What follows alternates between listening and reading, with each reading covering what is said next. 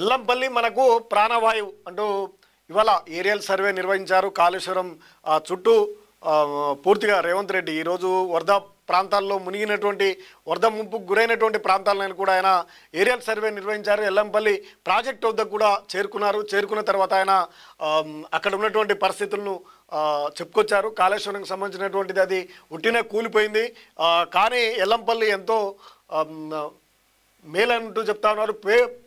Medigadda project పనికి రాకుండా పోయింది. కాళేశ్వరం బ్యారేజీ ప్రాంతాల్లో సీఎం ఏరియల్ సర్వే, మరి కాసేపట్లో కామారెడ్డి వరదల్లో ప్రాంతాల్లో పర్యటన. శ్రీపాద ఎల్లంపల్లి ప్రాజెక్టుకు ప్రాణవాయువు అని ముఖ్యమంత్రి రేవంత్ రెడ్డి అన్నారు. మేడిగడ్డ బ్యారేజ్ విషయంలో సాంకేతిక కమిటీ సూచన ప్రకారం ముందుకు వెళ్తామన్నారు. మేడిగడ్డ, సుందిళ్ళ, అన్నారం బ్యారేజీలు ఒకే రకంగా కట్టారని, ఈ 3 బ్యారేజీల్లో నీటి నిల్వ ఎత్తిపోతల క్షేమం కాదని ఎన్డీఎస్ చెప్పిందన్నారు. నీటి నిల్వ శేషాక మొత్తం కూలిపోతే గ్రామాలు పోతాయనే ఆందోళన వ్యక్తం చేశారు. మేడిగడ్డ పనికి రాకుండా పోయిందని విమర్శించారు. రాష్ట్రంలో భారీ వర్షాల నేపథ్యంలో ప్రభావితమైనటువంటి ప్రాంతాల్లో ముఖ్యమంత్రి ఇవాళ ఏరియల్ సర్వే నిర్వహించారు. మంత్రి ఉత్తమ్ కుమార్ రెడ్డి, పీసీసీ చీఫ్ మహేష్ కుమార్ గౌడ్తో కలిసి హెలికాప్టర్లో బేగంపేట విమానాశ్రయం నుంచి బయలుదేరారు.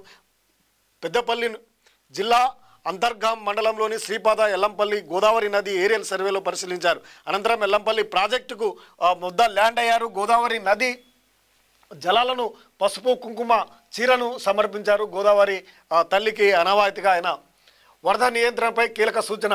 అక్కడ ప్రాజెక్టులకు వస్తున్నటువంటి వరద ప్రవాహం పరిస్థితిని రామగుండం ఎమ్మెల్యే మఖన్ సింగ్ రాజ్ ఠాకూర్ అధికారులను అడిగి తెలుసుకున్నారు. ఈ సందర్భంగా వరద నియంత్రణపై అధికారులకు సీఎం పలు సూచనలు చేశారు. ప్రాజెక్టుకు ఇన్ఫ్లో ఎప్పటికప్పుడు అంచనా వేస్తూ దిగువకు నీటిని విడుదల చేయాలని సూచించారు. ఎగువ కురుస్తున్నటువంటి భారీ వర్షాలకు వస్తున్న వరదలకు ఎల్లంపల్లి శ్రీపాద 62 గేట్లకు గాను 40 గేట్లను ఎత్తి నీటిని దిగువకు పంపిస్తున్నందున అధికారులు అప్రమత్తంగా ఉండి ప్రజలను అప్రమత్తం చేయాలని కోరారు. శ్రీపాద ఎల్లంపల్లి ప్రాజెక్టుకే మనకు ప్రాణవాయువు అన్నారు.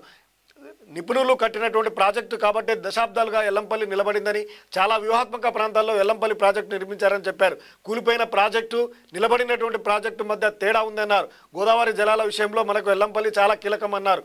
అయితే మరి కాసేపట్లో కామారెడ్డి వెళ్ళనున్నారు. అక్కడ కూడా వరద బాధితుల ప్రాంతాలను పరిశీలించారు. అనంతరం భారీ వర్షాలు, వరదలు సహాయక చర్యలు జిల్లా అధికారులతో సీఎం రేవంత్ రెడ్డి సమీక్ష సమావేశము నిర్వహిస్తూ ఉన్నారు.